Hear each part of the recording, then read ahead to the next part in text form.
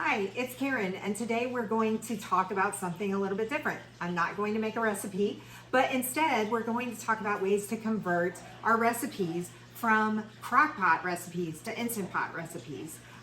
So you do have a slow cooker function on your Instant Pot, so you could use it that way. But that's probably not the best use of your Instant Pot, because I find that my Instant Pot actually does such a good job of sealing in the flavors just using it in its regular functions rather than using the slow cooker functions. So there are a couple of things that you need to remember when you are converting a recipe. The first thing is that you may need to increase the amount of liquid that you are using when you are converting.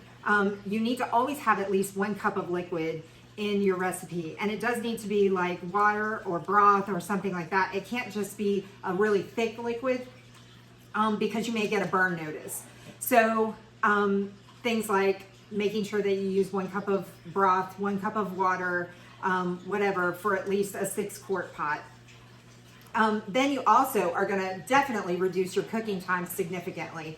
So for example, for chicken in a slow cooker, you may cook for 6 to 8 hours, but and that would be like on a low temperature. On high, in a slow cooker, you may do 3 to 4 hours, but in an Instant Pot, you only need 10 to 12 minutes per pound, or less. You don't need to necessarily even increase per pound.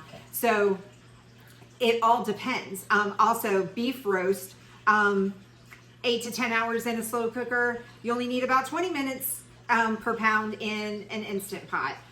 Pork roast, you got 7 to 10 hours in a slow cooker, you need about 60 to 90 minutes on your Instant Pot. Beef stew, 8 to 10 hours in a slow cooker, you need about 35 minutes, except for the vegetables. We'll talk about that in 1 second.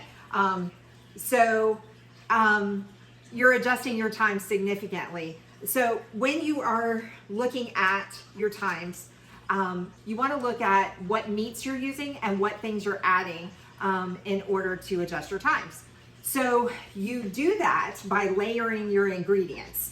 So if I'm cooking something, let's say like a stew, or chili, or something that has multiple ingredients in it, you want to start with like your meats, and you may sear them in your Instant Pot, or you may saute the meat in the Instant Pot first. That's going to help you, number one, in your cleanup, because you're not going to have multiple pots.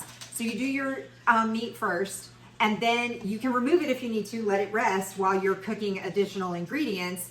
But then you don't want to cook your vegetables in there the whole time, or they'll turn into mush. So you cook your other stuff, then you add your vegetables in at the end, and they only need about 3 to 4 minutes to cook vegetables. And you do a quick release to let the vegetables, keep them from being overcooked. You may also need to consider which ingredients to omit or add at the end entirely. So dairy products can scorch under high pressure, so you're going to add them after pressure cooking. So I'll give you an example. If you or like saute them at the end. Milk, cream, cheese, those kinds of things should be added at the end of a recipe. And thickeners such as cornstarch, you should do those with the saute function at the end. When I do beef stew, you'll see that's one that I have a recipe on. Beef stew, I do the whole stew, and then I thicken the broth at the end with cornstarch. But I do that after everything's done. I open up my pot, and then I turn on the saute function and add in my cornstarch to thicken the broth. Wine, here's a tip for you on this. It doesn't evaporate under pressure, so you don't want to just add in wine. I mean, well, you could. But if you're thinking that it's going to get rid of the alcohol content, it won't under pressure. So you may want to substitute it with broth or boil it down using saute function. So in one of my recipes, I use that to deglaze my pot. And that's fine because I'm doing it on the saute function. It's cooking down the alcohol. But if I was just going to add it into the recipe, it's going to keep the alcohol content if I'm just sauteing it. A couple of other quick tips. Use your natural release for meat. If you are cooking something like pot roast, you want a natural release on the meat, and then add in your vegetables, cook them for only a short amount of time, 3 to 4 minutes, quick release on your vegetables because they'll turn into mush otherwise. I think that's about it, but I would love to hear your questions. So put those in the comments and I'll be happy to answer any questions that you have. I know it was a little disorganized, but I was trying to think of through all the things that you can do to convert.